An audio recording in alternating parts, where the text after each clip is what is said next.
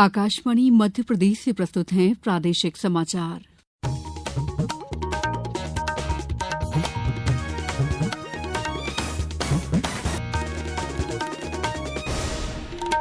नमस्कार, समाचारों के साथ मैं दीपा सिंह। सबसे पहले मुख्य समाचार। लोकसभा वक्फ संशोधन विधेयक हुआ पेश। गृह मंत्री अमित शाह ने कहा, वक्फ बोर्ड में कोई गैर मुस्लिम सदस्य नहीं होगा। प्रदेश की 4 सड़क परियोजनाओं को केंद्र सरकार ने दी मंजूरी। मुख्यमंत्री ने जताया आभार। गुजरात के पटाखा फैक्ट्री में हुए हादसे पर मुख्यमंत्री ने जताया दुख। कहा, मजदूरों के शवों को घर तक पहुंचाने की व्यवस्था की जा रही है। और प्रदेश में जलगंगा संवर्धन अभियान जारी। अनूपपुर जिले में जन आंदोलन के रूप में हो रहा है कार्य। अब समाचार विस्तार से। लोकसभा में आज वक्फ संशोधन विधेयक 2025 पेश किया गया। संयुक्त संसदीय समिति इस विधेयक को पहले ही मंजूर कर चुकी है। केंद्रीय अल्पसंख्यक कार्य मंत्री किरेन रिजिजू ने विधेयक पेश करते हुए कहा कि इसका मुसलमानों की धार्मिक प्रथाओं से कोई लेना देना नहीं है और ये केवल वक्फ बोर्डों से संबंधित संपत्तियों से संबंधित है। उन्होंने कहा कि सरकार वक्फ बोर्डों को समावेशी और धर्मनिरपेक्ष बनाना चाहती है।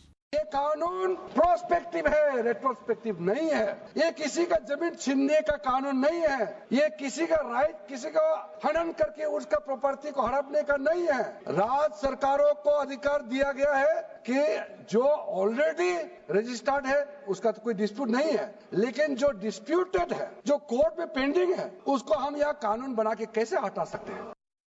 इसके पहले चर्चा की शुरुआत करते हुए कांग्रेस के गौरव गोगोई ने सरकार पर इस विधेयक पर लोगों को गुमराह करने का आरोप लगाया। उन्होंने कहा कि ये विधेयक संविधान के खिलाफ है। समाजवादी पार्टी के अखिलेश यादव ने आरोप लगाया कि सरकार महंगाई, बेरोजगारी, नोटबंदी और अन्य मुद्दों पर अपनी विफलता छिपाने के लिए विधेयक लाई है। चर्चा में भाग लेते हुए केंद्रीय गृह मंत्री अमित शाह ने कहा है कि कैबिनेट द्वारा अनुमोदित संयुक्त संसदीय समिति द्वारा विस्तृत विचार विमर्श के बाद ये विधेयक लाया गया है। उन्होंने कहा कि वक्फ बोर्ड में कोई गैर मुस्लिम लाने के प्रावधान ही नहीं है।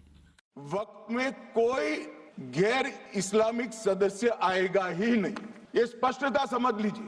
ना मुतवल्ली गैर इस्लामिक होगा, ना वाकिफ गैर इस्लामी होगा। जो धार्मिक संस्थाओं का संचालन करते हैं उसमें कोई गैर मुस्लिम व्यक्ति रखने का प्रावधान किया भी नहीं है, हम करना भी नहीं चाहते हैं। माननीय लोकसभा में पेश हुए वक्फ बोर्ड अमेंडमेंट बिल के समर्थन में भोपाल के हथाईखेड़ा स्थित मस्जिद रहमत के सामने मुस्लिम समुदाय ने जश्न मनाया। जश्न के दौरान बड़ी संख्या में मुस्लिम महिलाएं और बच्चे भी मौजूद रहे। इस मौके पर महिलाओं ने कहा कि हमारे हित में फैसला है, हम दिल से प्रधानमंत्री नरेंद्र मोदी के साथ हैं। वक्फ संशोधन बिल का समर्थन करने पर सहकारिता मंत्री विश्वास कैलाश सारंग ने खुशी जाहिर की है। श्री सारंग ने कहा कि वक्फ बोर्ड से केवल बेजा कब्जा करने वाले अमीर मुस्लिम नेताओं के पेट में दर्द हो रहा है। संशोधन जो बिल आया है उसको लेकर वो चंद करोड़पति अरबपति नेता जिन्होंने वक्फ बोर्ड पर कब्जा कर रखा है वो प्रचार कर मुस्लिम समाज को गुमराह कर रहे हैं। पर आज जिस प्रकार से भोपाल में हजारों की संख्या में मुस्लिम हिंदू भाई और बहनों ने जो मोदी जी के समर्थन में और बिल के समर्थन में जो उत्साहवर्धन दिखाया है वो इस बात का परिचायक है कि चंद वो मुस्लिम नेता जो केवल गुमराह करने की राजनीति करते हैं आज एक्सपोज हुए हैं। मुख्यमंत्री डॉ मोहन यादव ने मध्य प्रदेश को 4 सड़क परियोजनाओं की मंजूरी देने के लिए प्रधानमंत्री नरेंद्र मोदी और केंद्रीय सड़क परिवहन मंत्री नितिन गडकरी का आभार जताया है। केंद्रीय मंत्री श्री गडकरी ने आज सोशल मीडिया पर बताया कि मध्य प्रदेश के लिए 4,302.93 करोड़ रुपए की 4 महत्वपूर्ण सड़क परियोजनाओं को मंजूरी दी गई है। इनमें भोपाल जिले में संदलपुर से नसरुल्लागंज बाईपास तक 4 लेन, विदिशा और सागर जिले में राहतगढ़ से बेरखेड़ी तक को 4 लेन, सागर जिले में लधैरा गांव जंक्शन से बेरखेड़ी गुरुगांव जंक्शन तक ग्रीनफील्ड 4 लेन, सागर पश्चिमी बाईपास तक ग्वालियर शहर के पश्चिमी हिस्से में एक्सेस कंट्रोल्ड 4 लेन बाईपास के निर्माण शामिल हैं। मुख्यमंत्री डॉ मोहन यादव ने कहा है कि प्रदेश की धरती को नक्सल गतिविधियों से मुक्त करने के लिए राज्य पुलिस बल का अभियान तेजी से जारी है। उन्होंने कहा है कि मंडला जिले में नक्सली कार्यों में संलिप्तों के साथ हुई भीषण मुठभेड़ में हॉकफोर्स के जवानों ने 14 लाख रुपए की इनामी 2 महिला नक्सली को मार गिराया है।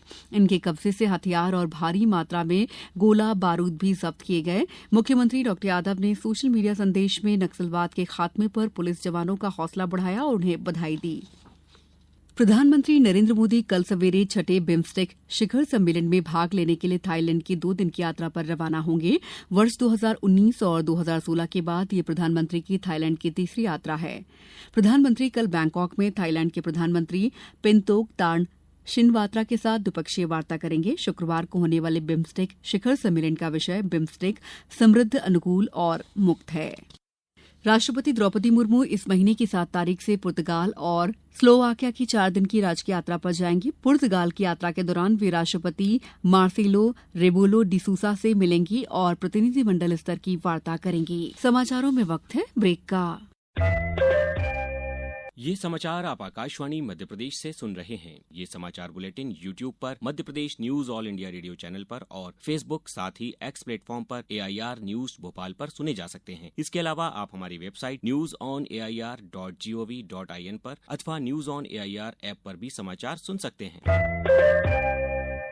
ब्रेक के बाद समाचारों में आपका एक बार फिर स्वागत है।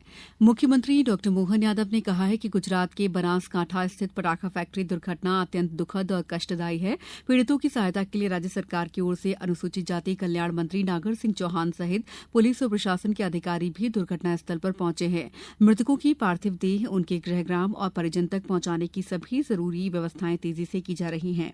मुख्यमंत्री डॉक्टर यादव ने मीडिया को जारी संदेश में कहा कि मुख्यमंत्री आपदा राहत कोष से हादसे का शिकार हुए सभी मृतकों के परिजनों को 2-2 लाख रुपए और घायल श्रमिकों को 50-50 हजार रुपए की आर्थिक सहायता राशि दी जाएगी।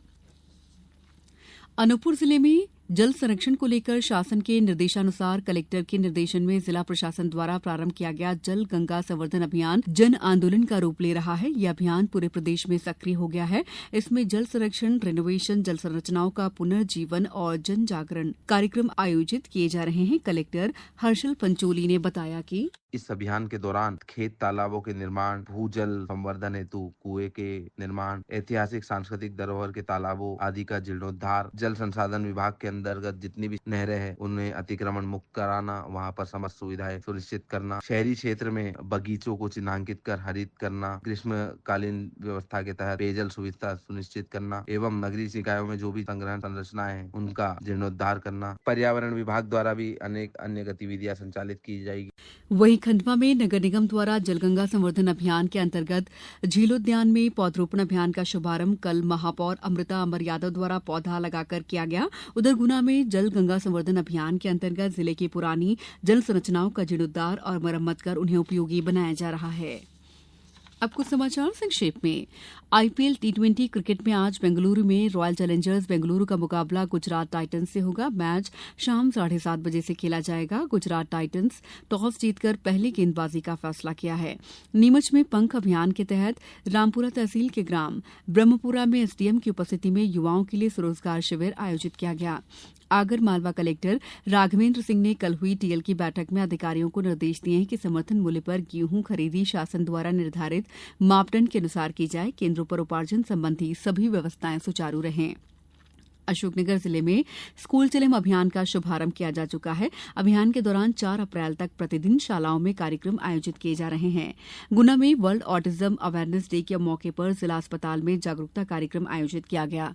शहडोल जिले में खाद्य एवं नागरिक आपूर्ति और उपभोक्ता संरक्षण विभाग ने शहडोल जिले में समर्थन मूल्य पर धान खरीदी में अनियमितताओं की जांच के आदेश जारी किए हैं। इस बुलेटिन में बस इतना ही।